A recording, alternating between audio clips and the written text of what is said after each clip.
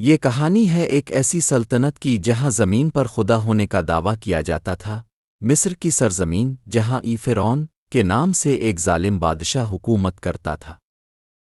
قرآن مجید میں فرعون کا لقب حضرت موسیٰ دور کے مصر کے بادشاہ کے لیے استعمال ہوا ہے، جبکہ حضرت یوسف علیہ السلام دور کے مصر کے بادشاہ کے لیے مالک رب کہا گیا ہے۔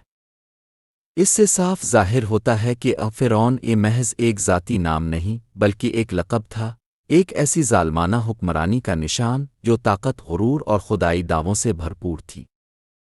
فرعون قبطی قوم سے تعلق رکھتا تھا، ایک ایسی قوم جسے مصر میں برتری حاصل تھی اور جس کے نیچے بنی اسرائیل جیسے کمزور طبقات کو غلام بنا کر رکھا گیا تھا۔ فرعون کے پاس مکمل اختیار تھا، قانون، فوج، مذہب سب اس کی مرضی سے چلتے تھے۔ اس کے ایک اشارے پر لوگ سولی چڑھائے جاتے، آریوں سے چیر دیے جاتے یا زندہ جلا دیے جاتے۔ فرعون نے 60 سال حکومت کی، اس کی صحت اتنی حیرت انگیز تھی کہ وہ کبھی بیمار نہیں ہوا، خود کے کبھی دانت کا درد بھی نہیں ہوا۔ اس کے تکبر کا یہ عالم تھا کہ ایک دن اس نے خود کو ربن اعلیٰ یعنی سب سے بڑا خدا کہلوانا شروع کر دیا، مگر اللہ نے اسی کے محل میں ہی اس کے تکبر کو للکارنے والے ایک نبی پرورش کی جو حضرت موسیٰ علیہ السلام کہلائے۔ حضرت موسیٰ ایک بلند قامت، طاقتور اور وجیحہ شخصیت کے مالک تھے۔ سیدھے بال، روشن چہرہ اور ایسی ہاک و پاکیزگی کہ ان کی شخصیت دیکھتے ہی متاثر کرتی تھی۔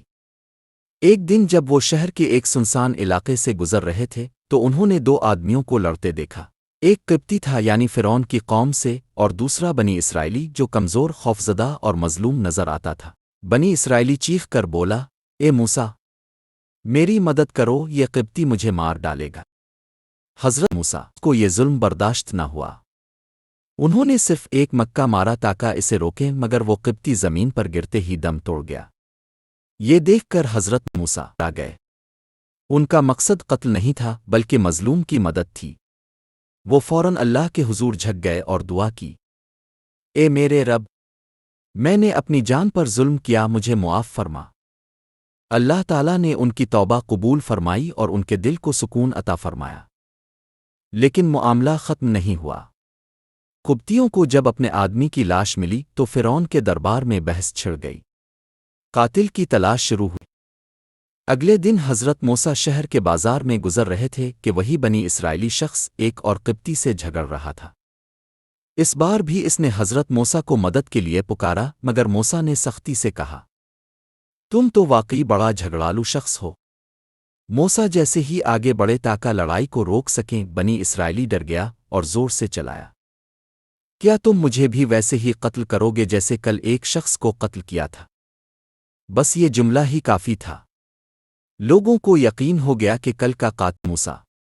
بات فرعون تک پہنچی، دربار میں شور مچ گیا، موسیٰ قاتل ہے، اسے سزا دی جائے۔ کچھ لوگوں نے موسیٰ فوراً قتل کرنے کا مشورہ دیا، مگر ملکہ عیسیٰ جو حضرت موسیٰ دل سے مہربان تھیں نے فی فور کوئی فیصلہ نہ ہونے دیا، البتہ خفیہ طور پر کہ قتل کا فیصلہ ہو چکا تھا۔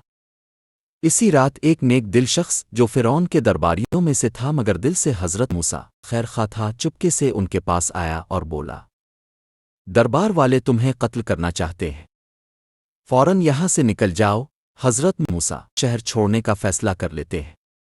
قرآن مجید پس موسیٰ ڈرتے ڈرتے شہر سے نکلے، دل میں دعا کرتے ہوئے، اے میرے رب، مجھے ظالم قوم سے نجات دے۔ یوں حضرت موسیٰ نے رات کی تاریکی میں تنہا بغیر کسی زاد راہ کے مصر کو چھوڑ دیا اور مدین کی طرف ایک نئی زندگی کی طرف ہجرت شروع کی۔ اگلی قسط میں ہم انشاءاللہ ذکر کریں گے حضرت موسیٰ علیہ السلام کی شادی اور نبوت ملنے کا اور دربار فرعون کے میں واپس آئے کا۔ ایسی تاریخی اور معلوماتی ویڈیوز کے لیے اب چینل کو سبسکرائب کریں، لائک کریں اور شیئر کریں۔ شکریہ۔ السلام علیکم۔